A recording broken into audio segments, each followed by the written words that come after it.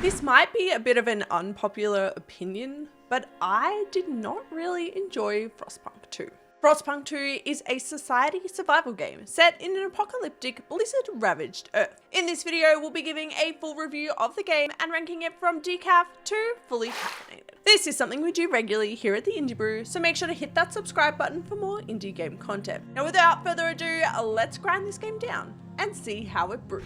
Frostpunk 2 is set in an apocalyptic alternate 1800s world, overcome by blizzards and barely livable. You'll start off in the prologue of the game, showing you how your predecessor kept the colony alive, but once completed, you're brought right back to the present, where your predecessor is now indisposed and the role of the steward of the city has fallen to you. You'll navigate the different challenges your city faces and are treated to plenty of different first-hand stories of your citizens, as well as the overarching narrative that carries the gameplay. Make no mistake, the story of the game is haunting and kind of brutal. The immersive cutscenes are fantastic, drawing you into the story in a gritty way and providing context for the gameplay. The mini-stories within the game of each faction and individual citizens add a side of realism to the game, giving you insight into how your governing is affecting the people. However, after a while, they do feel very rinse and repeat, with you getting very similar stories from a few loud characters and leading the interactions to actually feel quite impersonal. I will say that the story can feel quite disjointed, with the cutscenes almost pulling you out of the game too much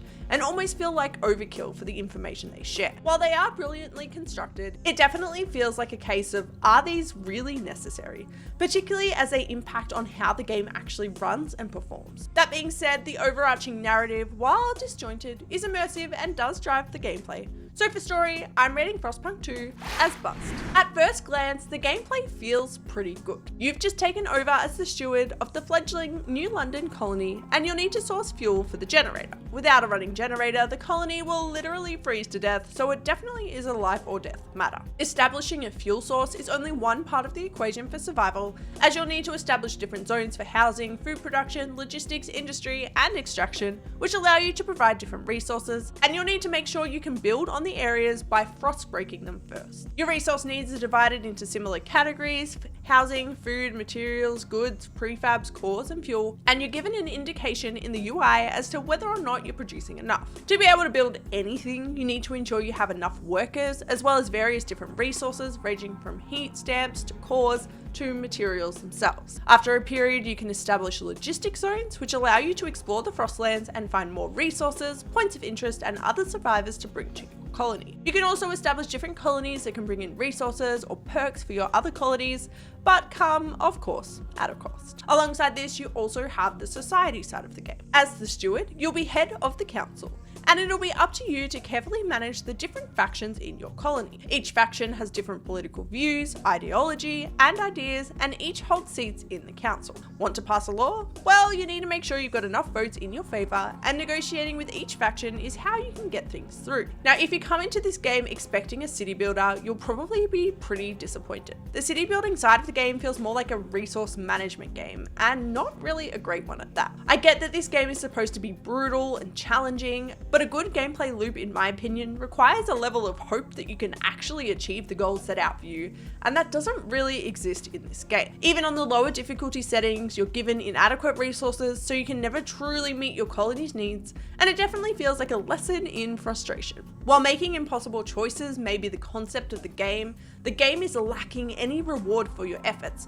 making it feel relentless and often pointless. The society management side is similar and often feels like you're engaging in a ping pong match, overturning and reinstating the same two laws over and over again just to keep the peace. While yes, a lot of this seems to be the point of the game, it actually has the opposite effect and feels like your actions don't actually have any impact on the game.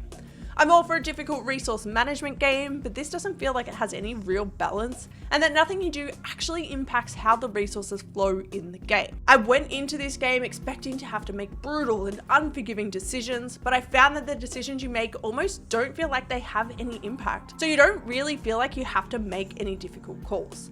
I had high hopes for the society side and wouldn't have minded that it wasn't as heavy in the city building if it was done well. Instead, you're left with a game that feels like you're just cycling through the same laws and pushing resources around just to hold the colony together, and it really creates a game that kind of feels empty. I will add that I played through the entire story mode, but didn't play the Utopia mode. So I would be interested to see how that one plays and if it feels any better. So if you have played that, let me know what you think in the comments. For gameplay, I'm rating Frostpunk 2 as moderately hyped. Say all you want about the gameplay, but this game looks fantastic. The unforgiving apocalyptic aesthetic is evident in all of the design elements of the game, really providing a gritty and harsh feel to everything. The art style is dark and harsh, matching the game's setting, and it's actually pretty incredible how much detail they've been able to pack into a frozen world that is mostly a whole lot of white. I particularly love the council scenes and felt like they hit a really nice note, with the voice acting and sound effects really immersing you into the world,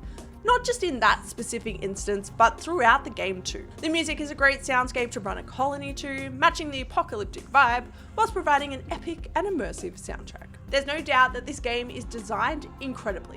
So for design, I'm rating Frostpunk 2 as fully caffeinated. Frostpunk as a game series is generally well known for being the first really brutal society management game. And the second game in the series does deliver on the same theme. It could be compared to other dystopian colony sim games like New Cycle, but ultimately this is a game that still captures the harsh feel that the first Frostpunk gave us. It still is worlds apart from other games in the same genre, with the story, setting, and world environment all feeling completely different from anything else. So for originality, I'm rating Frostpunk 2 as fully caffeinated.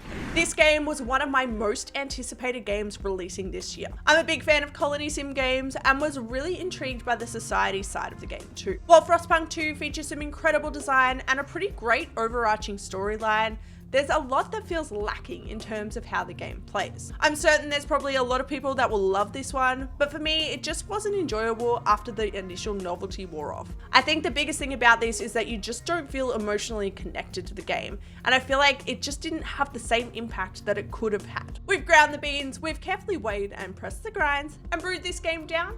Now, it's time for a taste test. Frostpunk 2 kinda kicks.